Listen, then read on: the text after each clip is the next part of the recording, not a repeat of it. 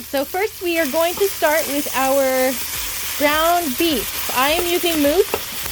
I'm sorry for the very poor quality of video.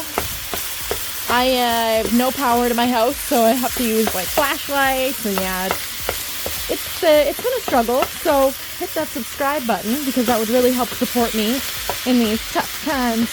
Tough times, the man, tough hearts, the man, tough songs, the man, tough times. If you're a Rush fan, hit that like button. So today we are making a nice and simple shepherd's pie. I've never done it before, so follow along because you probably haven't either. And this is going to be so much fun to do together. I am very excited.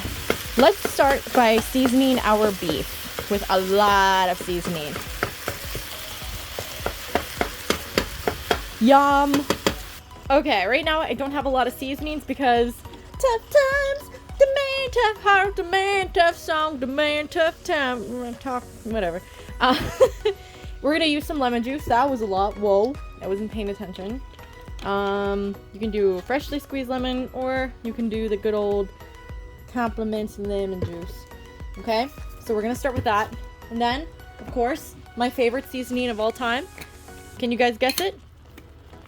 It's salt. So go ahead and add that in. I need 2 hands. And the last thing we're gonna add is some simple ground pepper, and this is just gonna give the meat a nice flavor without it being too overpowering.